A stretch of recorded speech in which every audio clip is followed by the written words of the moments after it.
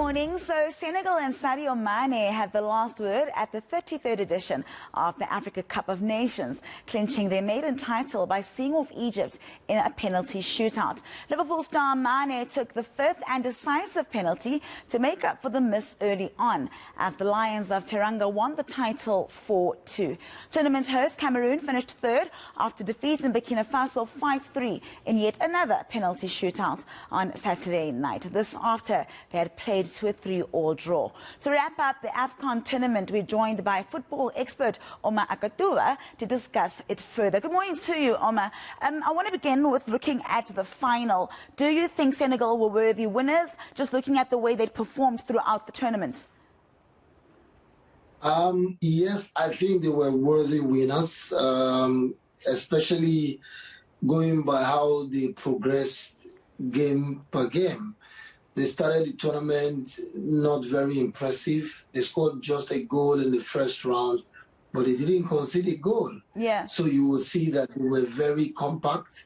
Of course, the tournament was very difficult for everyone. Like Mo Salah said to me after winning the Man of the Match award in their game against Morocco, the tournament was tough for everyone. And of course, Senegal were no exception. But what they did was to pick at the right time in their game against Equatorial Guinea, where they scored 3 goals, haven't scored just 1 goal before that game. So I think that they were worthy winners, especially when you look at how they played against Egypt. They were the only side who wanted to do something. They had intention, they created chances, they were desperate to win the game in regulation time. They didn't want to play penalties because somehow they felt like the Egyptians were experts on penalties. But, you know, for the Egyptians, the luck eluded them when it mattered most.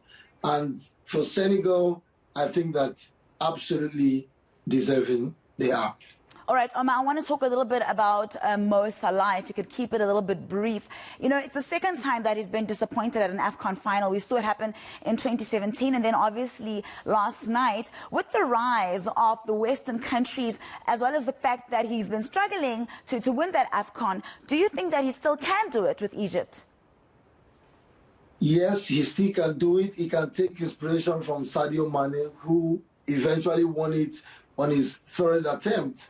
This is football. It happens sometimes to some of the biggest names. In South America, Lionel Messi tried over 5 times before eventually winning the Copa America. Yeah. Didier Drogba unfortunately couldn't lay his hands on the African Nations Cup after trying so many times. So Salah can take inspiration from his clubmate Sadio Mane, who eventually won it after 3 times.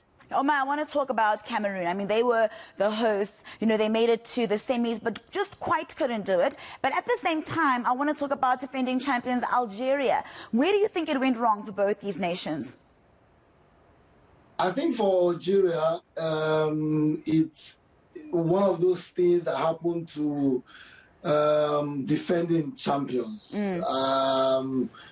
It's something that happens sometimes in football. You can't just explain it because the Algerians did all they could do. Somehow they just couldn't get it right. For Cameroon, I think that they weren't very spectacular. Yeah. Because you look at the first serious opponent they faced, and that was Egypt, and they couldn't really get the result.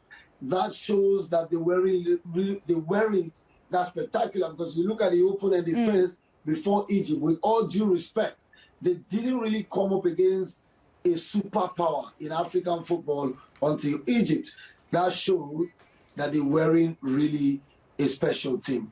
Now, there were also some surprise packages, the likes of Gambia and Burkina Faso. It was quite impressive to see the underdogs doing so well. Absolutely, especially Gambia, a debutant. You know, it shows that truly there are not so many minnows anymore in African football. We have seen how difficult the Nations Cup was for teams like Algeria, for teams like Ghana, teams like Tunisia, Ivory Coast, even Nigeria.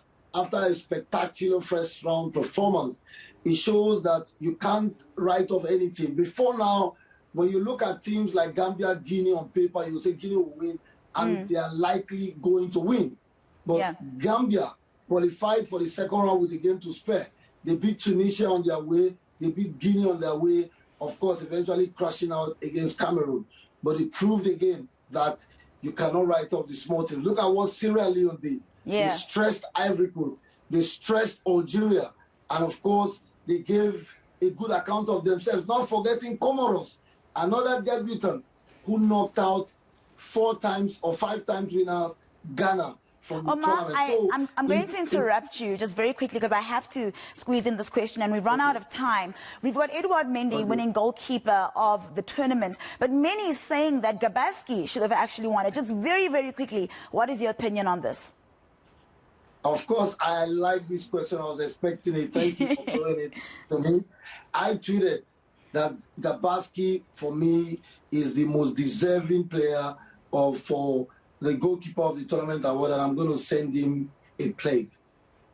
All right, Oma, thank you so much for unpacking everything for us. I know that you are out in Germany, so you might be a little bit tired, but thank you so much for your time. That was football expert Oma Akatugba joining us to wrap up the 33rd edition of the Africa Cup of Nations.